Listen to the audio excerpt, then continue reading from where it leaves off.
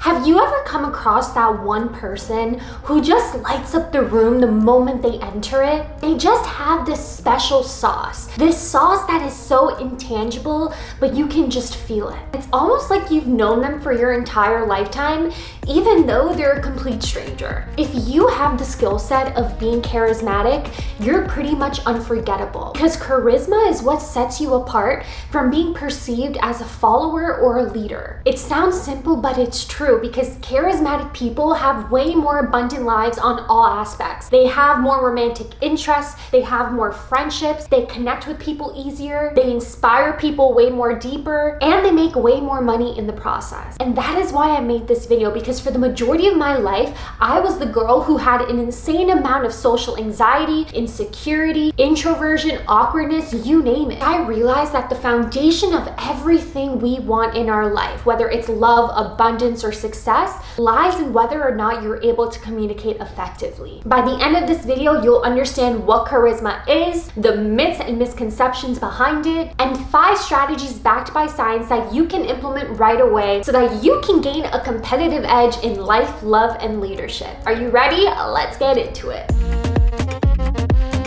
So many people assume that charisma is just something you either have or you don't, that you can't develop it, that it's only for a select few. And that is not true. Let's talk about Beyonce. You obviously know how magnetic she is, how powerful she is, how assertive she is. Her aura is so energetically contagious, you can feel her. So before Beyonce actually became famous, in her personal life, she was very reserved and insecure and shy. She actually had an alter ego. Her name was Sasha Fierce, and Sasha Fierce was bold, she was confident, she was magnetic, she was expressive, and she was authentic. And so whenever Beyonce stepped on stage, she made sure to transform herself into the identity of Sasha Fierce. And eventually, because she kept using Sasha Fierce every single time she was in the public eye, her identities began to emerge into one. So now she naturally projected confidence, charisma, and magnetism in every single interaction, whether that was on interviews, whether that was her at her concerts. That's what made her influential.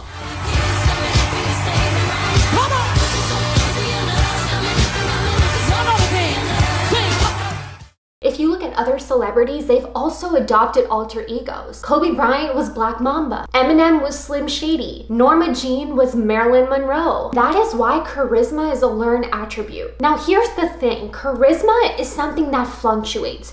You're not always charismatic. It's something that you bring out in certain situations. And that leads me into the second myth, which is that people assume that charisma is only for extroverts. That is so not true. I am someone who is so introverted, it's not even funny, and that surprises so many people, because when I'm on stage or I'm speaking to people or I'm connecting with people in social environments, everyone assumes that I'm just always on, I'm always confident. It takes me so much work to turn on that switch of coming alive and connecting with people. Believe it or not, people who are extroverted sometimes use this mask of being outgoing as a shield for underlying insecurities that they have. Maybe they need to be around people to validate some part of their personality that they actually don't accept within themselves. So being charismatic doesn't mean you have to be an extrovert. It is actually powerful as an introvert, and believe it or not, a lot of celebrities who have created major change in this world are actually introverts. Taylor Swift was an introvert, Oprah Winfrey is an introvert, Steve Jobs is an introvert, MLK is an introvert, Bill Gates, Lady Gaga, all of these people are introverts. And all of these people actually have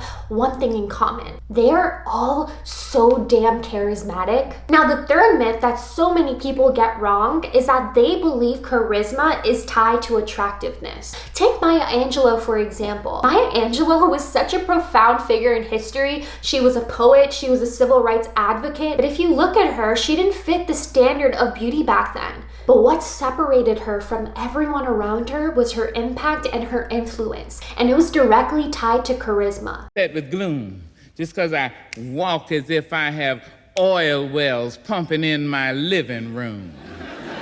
She inspired and connected with millions of people in the world simply because of who she was and how she conveyed her thoughts. It was only on her character, her spirit, and her energy. So drop the belief that you are only charismatic if you look a certain way. It is absolutely not true, because if you have charisma, you're automatically perceived as more attractive. But the difference is that this attraction is a whole other level of depth. It is the attraction at a soul level. It is what makes people listen to you, connect with you, and learn from you. If you can get people to do those 3 things, my friend, you are on a whole other level in history. You will be unforgettable. You might be wondering, what the heck are the traits of someone who's even charismatic? How do you know if you're charismatic? Charisma is a very simple equation. It means that you have high warmth, you have high competence, and you have high mindfulness. High warmth means that you're basically very empathetic. You're concerned for everyone's well-being. Think of that as you being in your feminine energy. Now, high competence means that you have authority, you have mastery. It's kind of in your masculine. You want to assert dominance over the people around you. And then high mindfulness, it basically means that you're present in your interactions. And we'll get into that later on in the strategy. So let's focus on these 2. Now, the problem is that the majority of us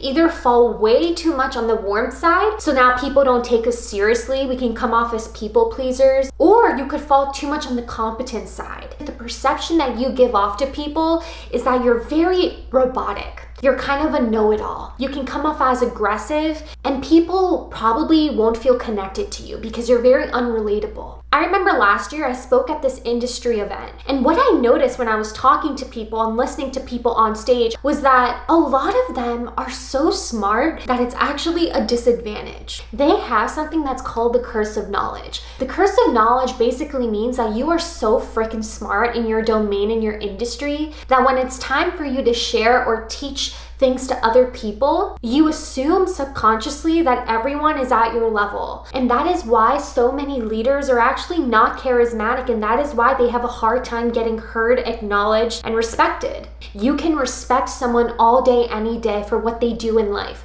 But if you can't trust them, you haven't won them over. Trust is where the warmth comes in. And that is the missing factor in so many people in this world, because we want people to respect us, and we think that means by coming off as a know-it-all or as an expert, and then we forget to be authentically ourselves. You want to make the person you're speaking to appear. You want to elevate them. You don't want to elevate yourself, because if you elevate yourself too much, this person here feels like they're not the star of their own movie. And at the end of the day, everyone wants to be the star of their own movie. But when you make someone feel like they're the antagonist and you're the protagonist, that's when the power imbalance comes into play subconsciously. Because now people feel like you think you're up here and they're down here, when in reality, everyone is at the same level. And that is where the magical power of warmth comes in. Have you ever scrolled on social media and you've come across an influencer who is just so magnetic? The person who comes to my mind right now is Alix Earle. She shares stories with her audience. She's very relatable.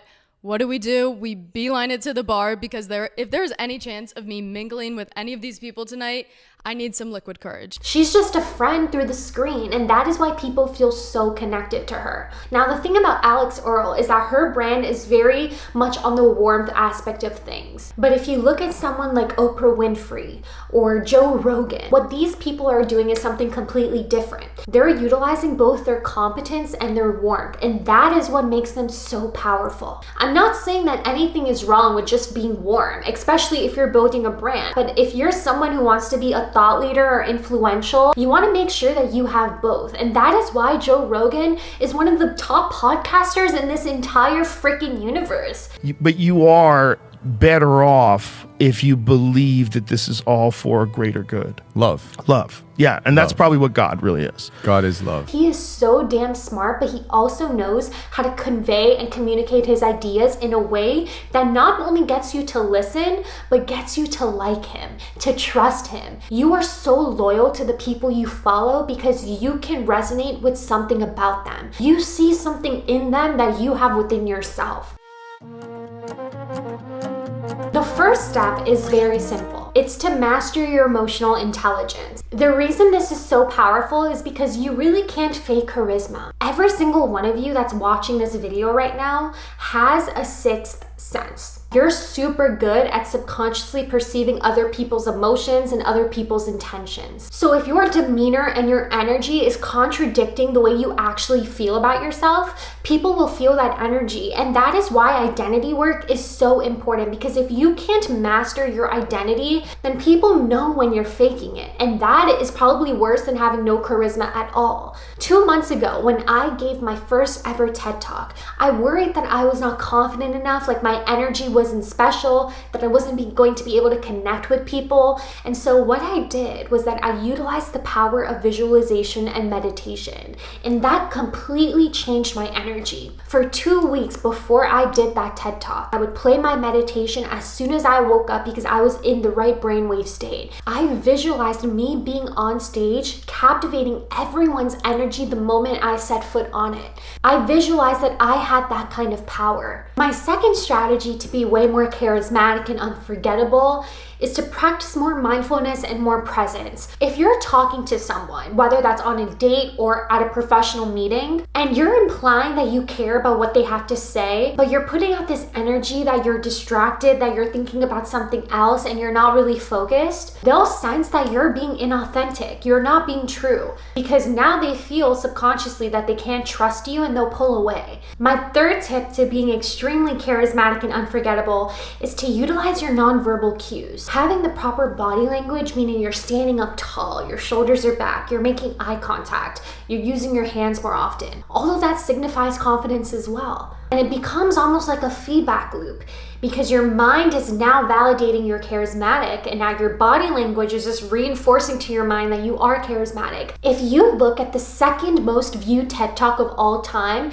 it's by Amy Cuddy, and her TED Talk is about how your body language shapes who you are. She talked about this concept, and it's called the power pose. If you go into any social interaction or an event or something that is really, really important that could shape the entire course of your future, and you're like really scared or nervous or doubtful, just doing the power pose for 2 minutes will help you feel the most powerful and the most confident.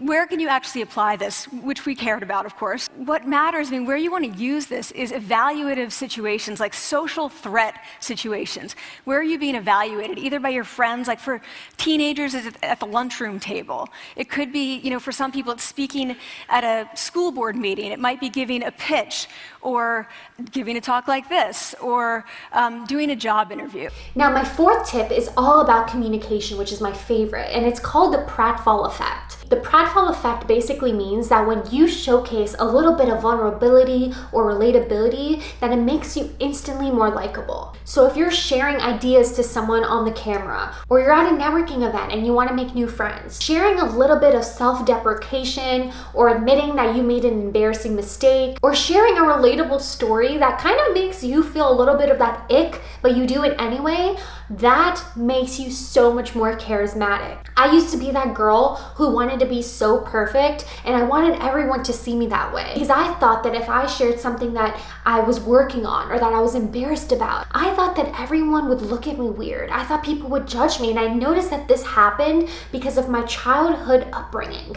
Kids would kind of make fun of you if you were too vulnerable or you were too much of yourself. They would say to dial it back, to tone it down. And so that is what I thought I had to do for so many years of my life. But it wasn't until I started showing up as a leader within my own sphere and doing things that made me uncomfortable that I realized that your authenticity is such a superpower. I know that is such a cliche statement, but it is damn true. One of the best ways to connect with anyone in this world, whether it's an audience, a date, a friend, a community, through a nonprofit organization within your business, or selling your products and services, is through telling a story. Why? Because it inspires people, it educates people, it encourages empathy, it reduces relaxation, it gets people to relax because now they're like, oh, this is a story, I actually want to listen. I don't want to be lectured to or preached to. I want to connect with you. This is what everyone is thinking subconsciously in their head.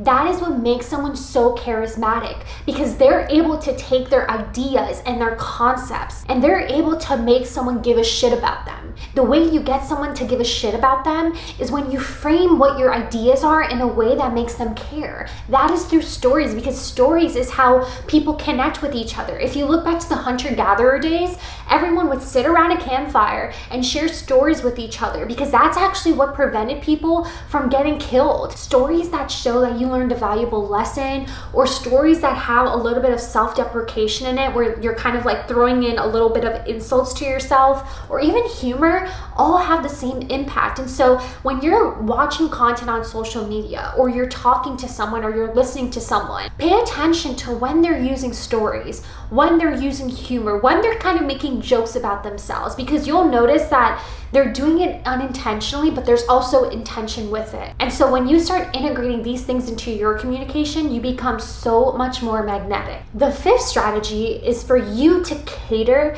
to people's most important values, because every single person has 6 primary human needs stemming from their childhood. Now, out of these 6 human desires, each of us values one over the other in a hierarchy. So when you meet someone and you know which value that they value the most, you can use that to motivate them, or to make them feel cared and validated, or even strengthen your relationship with them. If you want to know what people's top value is, you can do that by observing what they're talking about. A person who values service might be that person who is always throwing the best get-togethers and the best parties and the best events for the people around her. And because she does that for so many people, she probably wants someone to do that for herself. You could be the person who organizes events for her, who makes her the star of her show one day. A person who values status is someone who loves growing through the ranks. Maybe they work really, really hard and they have certain achievements and they want to be recognized for that. You could be the one who acknowledges that person's status in a public way by sharing that person's wins, because you know that that is what they value a lot in their life right now. A person who values information might be someone who loves learning. They're so curious. So you could validate this person's desire by getting that person a book that they might love to read. Understanding what someone's core motivator and core driver is makes that person feel like you not only know them, but you understand them. That is the essence of charisma. Being able to understand someone and then putting in the effort to intentionally connect with them the right way. Now that you know all of the strategies about what it takes to be highly charismatic and influential and unforgettable, I encourage you to take every single day to integrate something that you learned from this video, because I promise you that these things will change your life, because it did it for me.